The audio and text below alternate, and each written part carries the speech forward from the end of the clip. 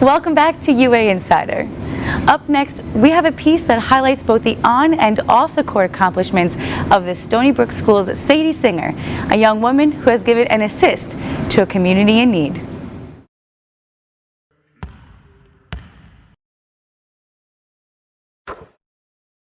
My name is Sadie Singer, and I go to Stony Brook School. I've known Sadie, well, it seems like quite a long time.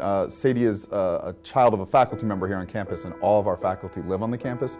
So I've really known Sadie for 12 years, since she was a little girl running around as a faculty child. But as a teacher and a coach, the last 6 years. Sadie's played for me. She played a few games in her 7th grade year, but really she's been a starter for us for the last 5 years since 8th grade.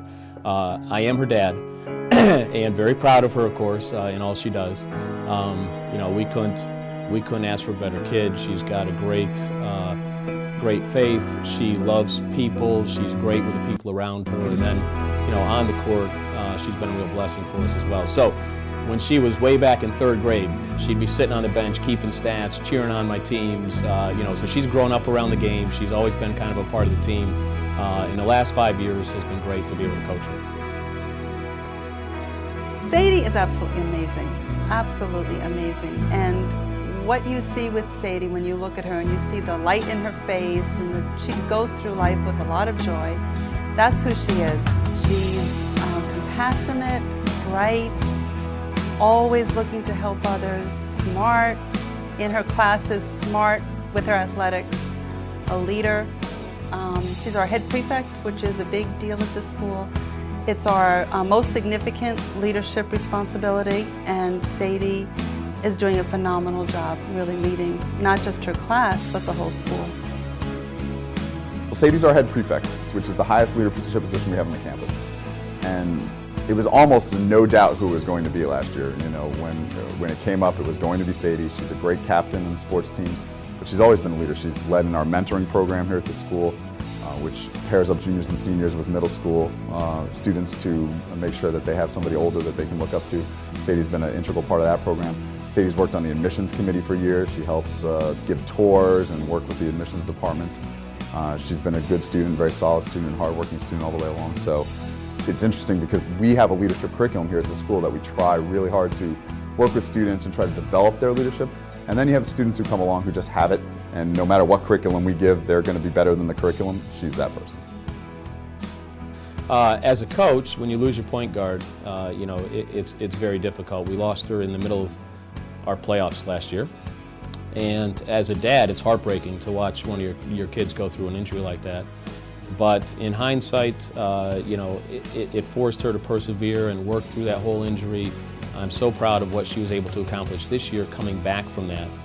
Most athletes, the first season back is always a tough one off that ACL tear. The whole first half of the season, I was in and out of practices, and still, you know, my explosion's still not where it was before, but, you know, just getting that muscle stronger again just takes so much time, but, you know, you just play on. It's so easy to get caught up in the negative, like, oh, why did this happen? This is so unfair, but just not even look at the why, or, you know, just focus on, okay, now that it's happened, how am I going to get back, and how am I going to get through, like, you know, back where I was before. And she had an amazing year, and I think that's a testament to, she was incredibly disciplined in the whole physical therapy process. She worked very hard. So this season was very rewarding because you could watch the reward of what she was able to accomplish from the work she put in. So it's a very tough situation to walk through, but when you get past that, I think it builds into your character, it builds into your life in ways that we'll only know 10 or 15 years from now. Stony Brook does a few mission trips, and this was one of our biggest ones, going to the Philippines, and it combined Sadie's passion for her faith with her passion for basketball.